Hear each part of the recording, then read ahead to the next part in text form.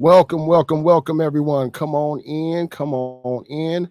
Welcome to the Reset podcast for the Black working class. I am your host, Andre Clay. And on today's episode of the Reset, we have voting down ballot strategy. What is it and why is it so important? Today's show is a call-in show. Call in today at 708-414-0849. Again, that's 708-414-0849. Today's episode, the voting down ballot strategy. What is it and why is it so important? And we're going to get into that today. So let us begin. With the November elections less than 60 days away, neither presidential candidate nor their respective parties have presented a Black agenda, a specific Black agenda. Both Biden and 45 acknowledge the socioeconomic conditions that Black America is in, but neither is taking counsel from experts who have extensive knowledge of our plight and help them fix it. Because see, Biden, he goes to listen to Cardi B. And 45, he could care less according to the Woodward tapes. And both are predictably pandering fear of the other. Now, many in the Black community are simply fed up with this. Race-specific legislation is what's needed, and both parties continue to offer benign neglect policies that instead try to group ADOS in with people of color. No reparations, no vote. No Black agenda, no vote. No tangibles, no vote. These are the hashtags behind the rallying cries of the growing number of Black voters who have moved past the pandering and want something in exchange for their votes. ADOS has been the most loyal to the Democratic Party, at least in my lifetime. And we have the largest voting bloc. And the DNC owes us for that. Or they may very well see themselves losing this election. Now, we don't need to leave the party, but our voter bloc must be felt because most laws passed on the federal level rarely have a very direct impact on our daily lives. More focus needs to be made on the lesser offices. We need to learn more about down ballot voting. And that's what we're going to do today. So if you don't mind, ladies and gentlemen, allow me to share my screen. Give me just a second here. And we come to Local Victory, Tools and Tips for Winning Elections. This is at the localvictory.com/organization/down ballot website. And come here. This is what it looks like. Down ballot. What does it really mean in politics?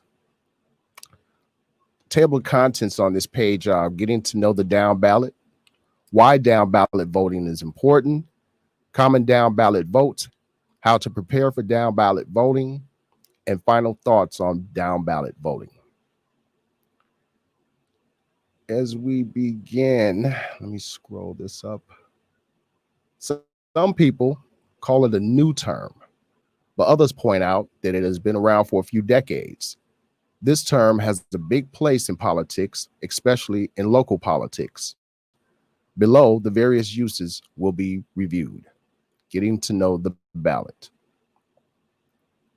Down ballot and down ticket are words that are used to describe the offices and those people running for those offices that fall below the most important race candidates on the ballot. The quote unquote important candidates are those that are national, like the president. The down ballot nominees and more are state and local choices. The outcomes of down ballot votes are influenced mostly by how many people come out to vote in the local area. They aren't controlled by things like the Electoral College. Why down ballot voting is important. When you go in to vote, you should fill out the entire card. But as you do, are you paying attention to the people you're voting for? Do you recognize the names on the ballot that are running for the Senate or the House of Representatives in your state? A lot of people don't research many of the candidates on the down ballot for one reason or another.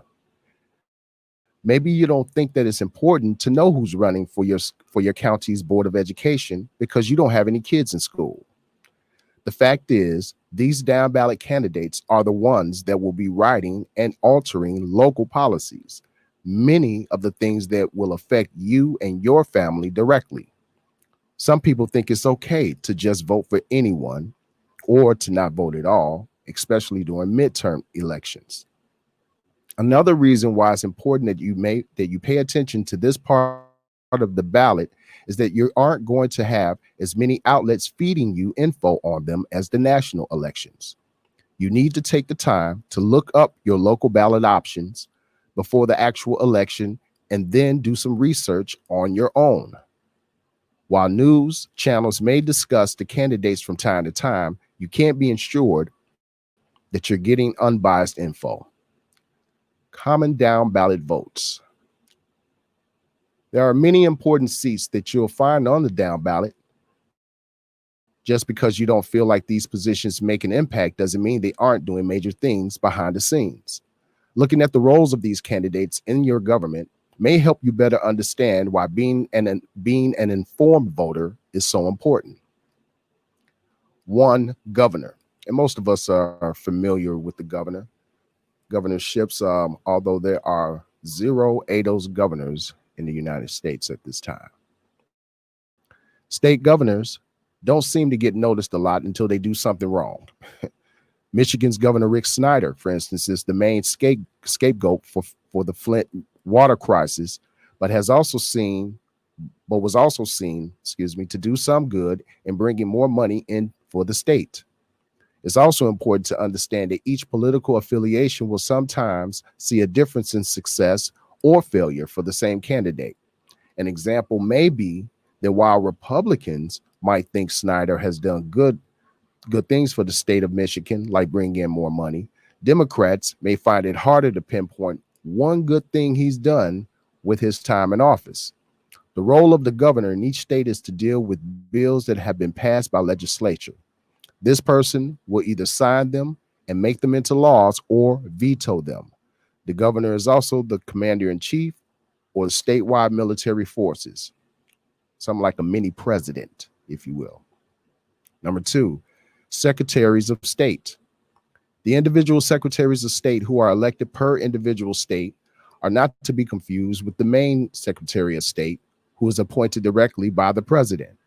Of course, secretaries of state are only voted in by the public in 35 states. They are only officials in 47 of the 50 states.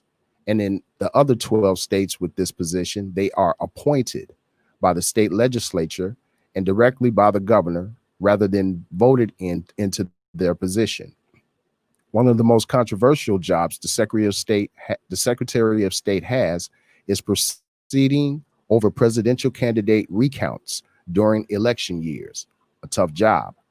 They get to do this job because they are the ones appointed to oversee elections.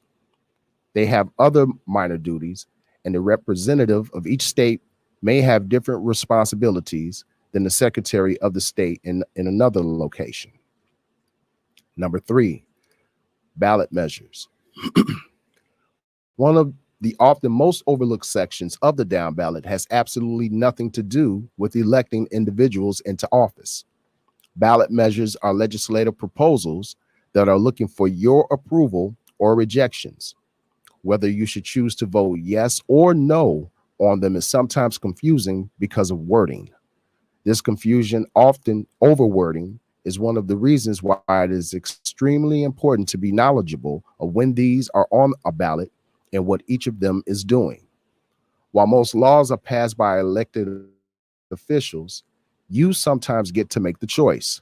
Common things that are seen on ballot measures can include changing whether or not same-sex marriages are legal in your state, whether or not marijuana is legal in your state. And it can even be used to affect the money that schools, zoos, and other institutions get in your state. Number four, state legislators. Speaking of state legislators, these are the people that will create the bills that will potentially become laws in your state.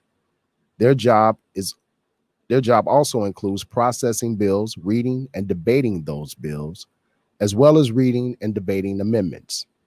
By knowing who you're putting into this position, you will have a better knowledge of what state laws will be added, changed, or affected. Number 5, state Senate and House representatives. The people sitting in the U.S. House of Representatives are the ones that will have a say in which federal laws pass, and they are the ones creating these laws. That means that you want to know who is getting elected into this position if you want the right laws to come into play. The House and the Senate make the government's legislative branch. The Senate writes and passes the laws, they ratify treaties made with other countries, and they do so much more. They do all of these things working together, but many Senate members also have individual jobs as well. Now, how to prepare for down ballot voting. Now that you have a better understanding about some of the different people and things you'll find on the down ballot, when it comes to election time, you should know how to prepare yourself to vote on this portion of the ballot. It's important that you don't just go in there blindly marking whichever name strikes your fancy. Be an informed voter. Where you find information on the individual elections on your ballot can vary by state. The best way to learn who and what will be on your ballot for each November election is to Google, quote, "what's on my ballot?" Then add your state to that search as well. Go to the most accurate information. While it can be time consuming to research each and every candidate and proposal on your ballot, is less so if you pick a few candidates that represent your preferred party affiliation. Whether you tend to side with one of the big two, or you're someone that prefers to vote for third party candidates in a hope for change, pick the people that represent your needs and beliefs. Take your time and look over ballot proposals. Learn how to read and understand them. These can directly affect you, your community, and your future. The more you know about each item on your ballot, the better your vote will be. Don't think that your vote doesn't matter just because the people you vote for aren't elected. You can also volunteer for the party of your choice, where you'll get a hands on view of how running for office works, how voting works, and you'll learn more about the candidates that you're being supported by your team. Final thoughts on down ballot voting. Don't be an uninformed voter, and don't miss your chance to exercise your right to vote just because you choose to stay uneducated about what's on the ballot. With easy access to the internet in so many ways, utilize the free internet at your local library if you don't have internet or a computer at home. There is no excuse not to be an informed voter. You just need to take a little time to pay attention and do some research. And with that, I have a little video I also want to play that kind of drives home the importance of down ballot voting. And here we go. Important things you can do as a voter is vote the whole ballot. I'm Amanda Littman, and I'm one of the co-founders and executive director of Run for Something. We have a chance to decide the basic foundational premise of our democracy: whose vote matters and who gets to represent us in Washington. This is the moment where your vote matters and your engagement matters more than any other time, especially local. Down ballot races are exactly what they sound like. When you go to vote and you look at the ballot, the very top of the ticket is the highest ranking federal office. In 2020, that means president. From there on down, it might be congressional and Senate and statewide, and then the offices that really matter, like state house and state senate, school board, city council, maybe dog catcher, and then ballot referendums. Down ballot races are everything between state legislature all the way down. State legislatures have control over congressional boundaries. That means that politicians are picking their voters instead of the other way around. Every 10 years after the census, state legislatures redraw all of those boundaries in about 2/3 to 75% of the country. The politicians who were elected in 2010 drew those boundaries so those districts were even more Republican. It's called gerrymandering, and it's one of the biggest reasons why our government is so broken today. And the upcoming election in 2020 is the only time we have a chance to weigh in on who draws these boundaries. Democrats historically have cared so much about who the president is. After Barack Obama was elected in 2008, over the next 8 years, we lost more than 1,000 seats in state legislatures. Republicans have been investing in these races for decades. And as recently as 2018, the Koch brothers donated money in 75 different races in Texas alone, all the way down to a county commissioner. They understand that these local races are where power actually comes from. If you care about voting rights, yes, the federal government can do something, but as long as Mitch McConnell's in the Senate, that's not going to happen. State legislatures are where people can pass laws like voter rights expansion, like getting rid of voter ID laws, like expanding voter registration.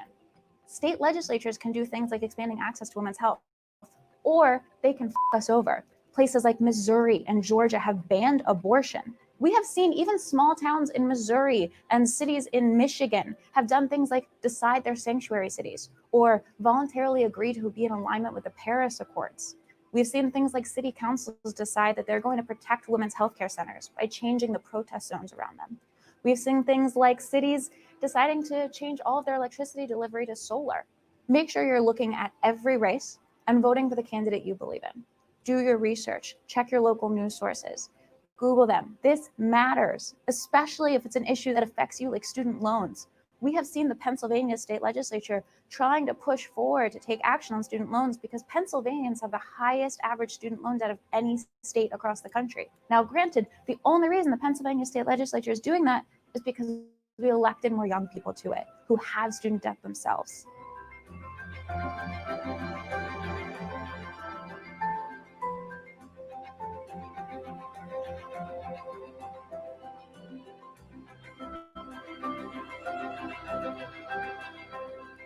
If you are from somewhere or you live somewhere, if you have roots there, if you feel like you have a problem you want to solve and you see an office that will let you solve it, think about running. One of the many organizations that's a part of the Down Ballot Pledge will help you to figure out the next steps.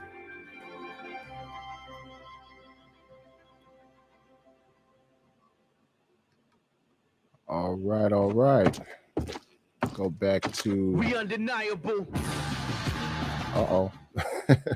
We go back to this show right here. As we see from the information provided and from the video that we just watched, just how important down ballot voting can be. It's definitely something that we have to take more seriously, especially when we're considering these elected officials and what their jobs are concerning the American people. On the federal level, again, we're affected by some of those laws, mostly by taxation, healthcare, education, but those monies are funneled down to the states in which they have a more direct impact on our daily lives, as we see.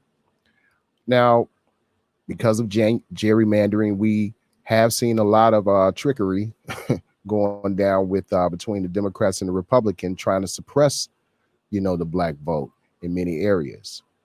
But to highlight just another point about how important down ballot voting can be, allow me to share my screen again because I want to show you another article. Hey, Tony. Hey, Ginger. Good to see you guys.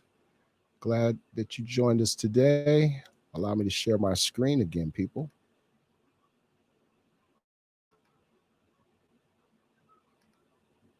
Okay. All right, all right. Now, here's an article from the Texas Tribune that I came across that kind of showed you how before, when down ballot voting was helping the Republicans, they voted to get rid of that. Analysis: dumping Texas voters' favorite shortcut might hurt down ballot candidates and Democrats. Straight ticket voting helped candidates down ballot in 2018, and according to a new study, it helped Democrats too. But that method of voting will go away in 2020. This article is by Ross Ramsey. The state's decision to kill straight ticket voting could turn out in down ballot races in the 2020 elections, even if more voters show up to the polls. Now, sure, these additional voters will cast ballots for president and the US Senate, but voter interest and knowledge gets thinner and thinner as the ballots go on and on. Without straight ticket voting, where voters register support for all of their party's candidates with a single vote, down ballot vote, down ballot candidates will have to win with the support of the relatively few voters who make it past the marquee contest. Two-thirds of Texans vote straight ticket in 2018. In 2020, candidates for offices like constable and justice of the peace will need all the help they can get from friends and family. It won't be enough to rely on the straight ticket voters. In particular, Democratic candidates, depending on a growing base of voters, may suffer, according to a study done by the Austin Community College Center for Public Policy and Political Studies. Quote, most analysis of the election contend that straight ticket voting helped the Democrat Party candidates in certain types of counties, metropolitan and some suburbs, authors Stephen Hogg and Peck Young wrote. And we agree that the increased competitiveness of Democrats in many counties was abetted by straight ticket voting. It's not so much the Democrats were depending on straight tickets for their strength. It's the strong candidates at the top of the ticket, like when Democrat Beto O'Rourke was running, were making it easier for the rest of the party's candidates to win some votes too. Pity the Democrats if you like. The real sufferers will be anyone at the bottom of the ballot. It's one thing for voters to know which party they like and to vote for the flag when they don't know the individual candidates. And it will always be possible to keep doing that since the party is listed next to each candidate's name. But it's a lot easier to vote for a whole party at once than to vote one at a time for each of that party's candidates. The greatest effect of the elimination of straight ticket voting will probably not be the elimination of Texans voting for all candidates of one political party. The essence of straight ticket voting, the two wrote, the effect will be that people will spend more time in the voting booth. The state doesn't compile data on straight ticket voting. That's done by county election officials all over Texas. Young, who heads the ACC Center, and Hogg, a retired ACC professor, worked with students to pull together information on 2018 voting, an election that produced narrower than normal Republican wins and some Democratic upsets down the ballot. It was also the last year of straight ticket voting in Texas. Now, some highlights: two-thirds of voters in the 48 biggest counties in Texas cast straight ticket ballots. Those counties, out of a total of 254, accounted for 85.9% of the votes cast in last year's race for Senate race.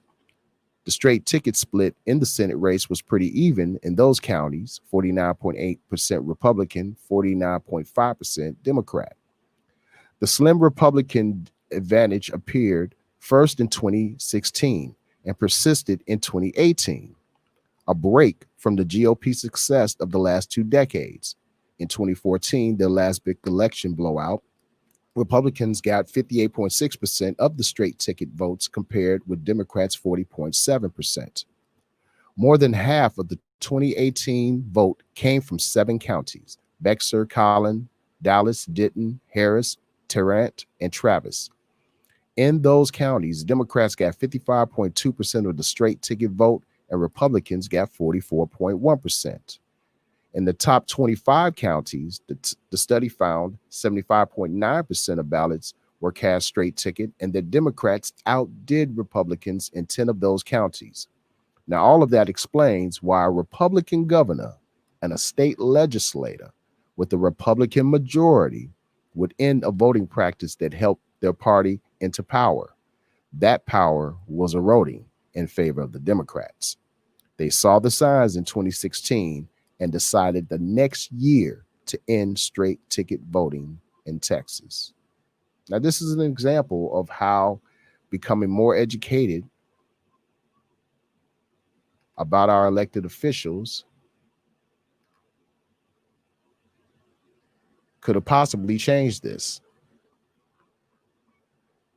Ginger says that is BS. It is going to take forever in line without straight ticket. It may, but we do need to become more educated. And I think that if people took the time before going to the polls to educate themselves about the positions, those elected officials running, any type of ballot measures that are on there, it might not take them so long because they would know who they're going to see, who they're going to vote for. They would be more knowledgeable.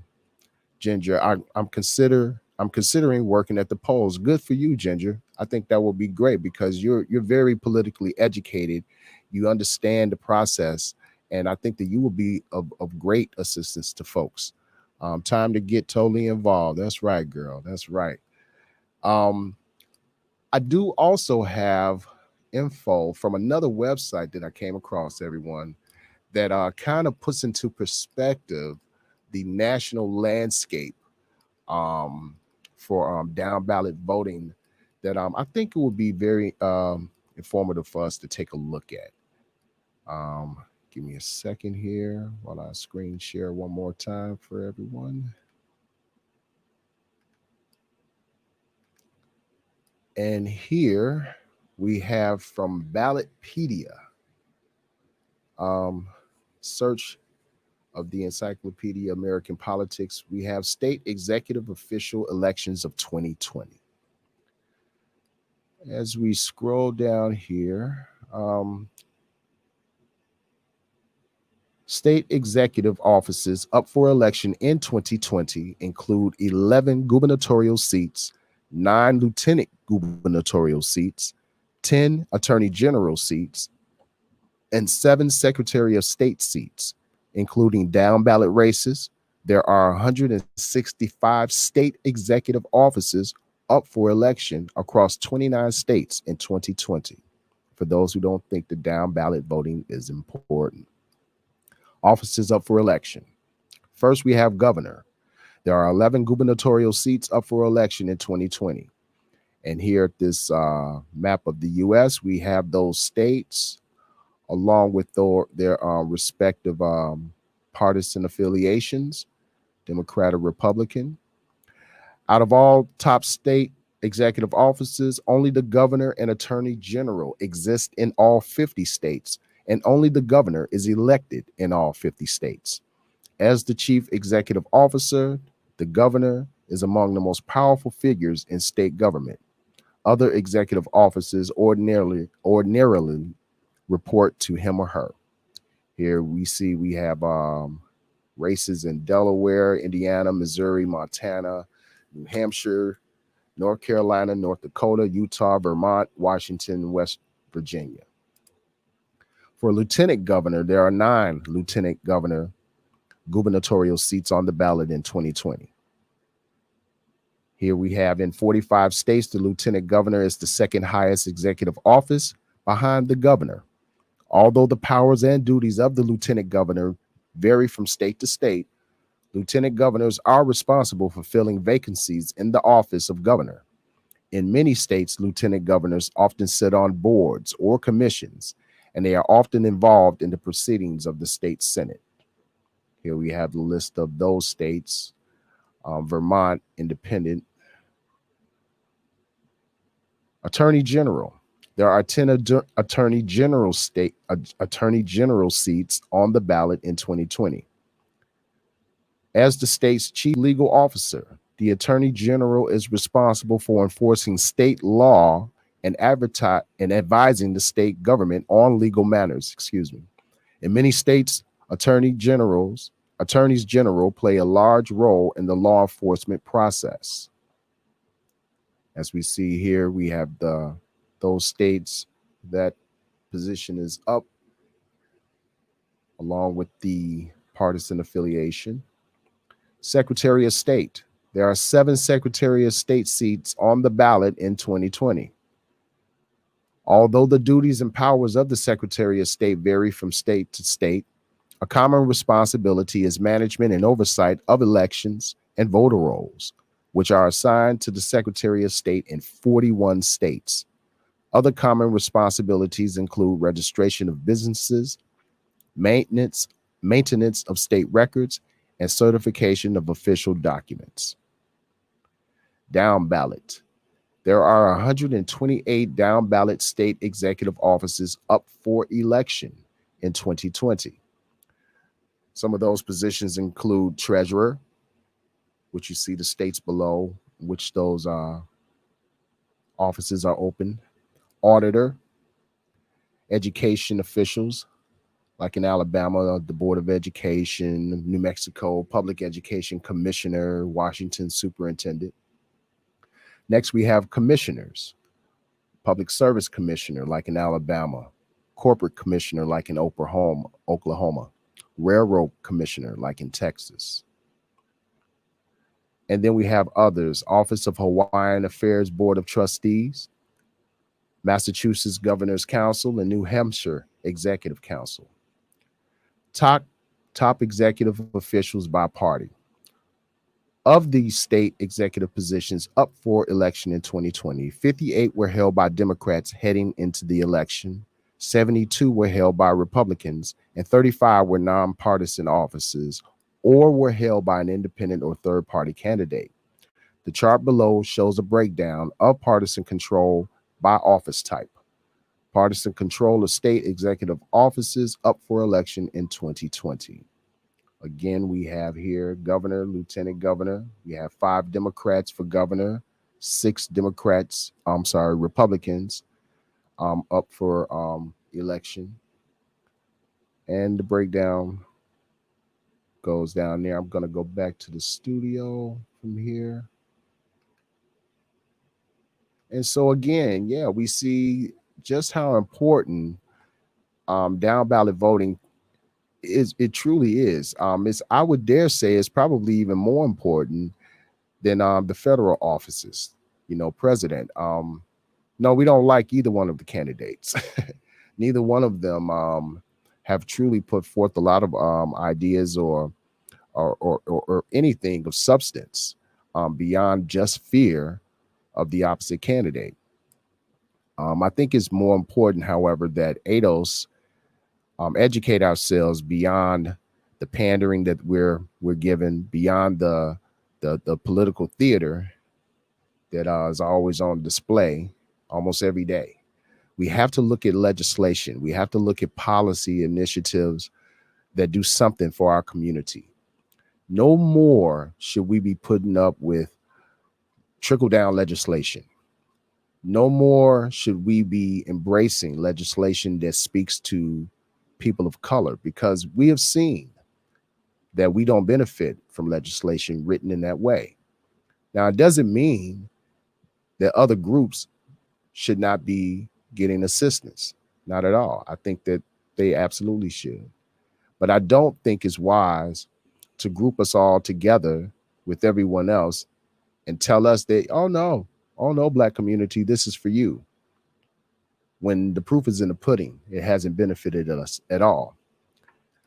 I just wish that our presidents had enough courage, as Canada's President Trudeau did just a few days ago when he announced a Black entrepreneurship program.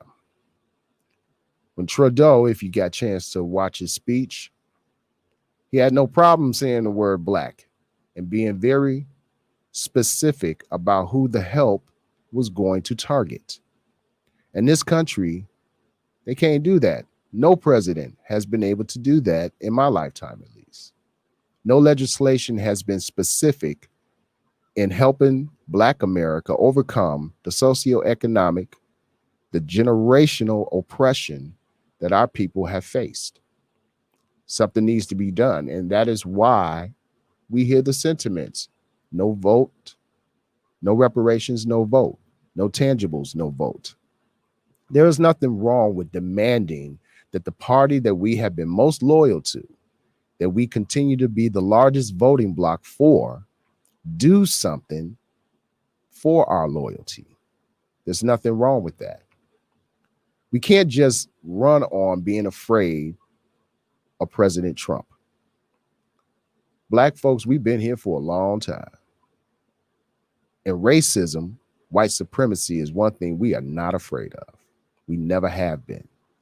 And we're willing to fight that. But the Democrat Party, you owe us a lot. You got to get behind us because the condition of our people steady falls. It was always predicted that by 2053, our wealth as a people would be at zero. But because of COVID-19, I would dare say we're at zero now. Again, something needs to be done. Biden, you have less than 60 days, man, to come up with something. I hear that you're going to talk to Ice Cube pretty soon and go over his contract for Black America. Now, I'm not a big fan of any of our celebrities going to talk to the president. I don't believe that they are educated enough to really speak on those issues that are really concerning our community. But Ice Cube took some time to think about what he was writing down. And while I don't always agree with every point that's made on there, it's an effort in the right direction, I believe, in some ways. And we'll see what comes out of this talk. We'll see what happens. But in the meantime, I strongly urge everyone, get to know all of the elected officials running on your down ballot. Become familiar with some of the initiatives that are on the ballot. It's important because those people affect us more directly than the federal government does. We have to become more knowledgeable. We have to become more educated. We have to become more informed. And with that being said, I guess I'm going to open up the phone lines. If anyone wants to call in, that number is 708-414-0849. Again, that's 708-414-0849. Grab the phone real quick to see what we have here.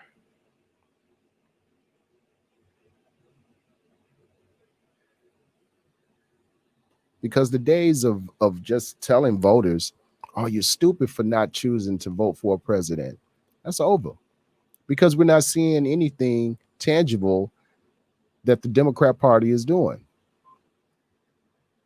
It's just not right. It's just not fair. We deserve something for our loyalty. We deserve something for being the largest voting bloc that the Democrats have.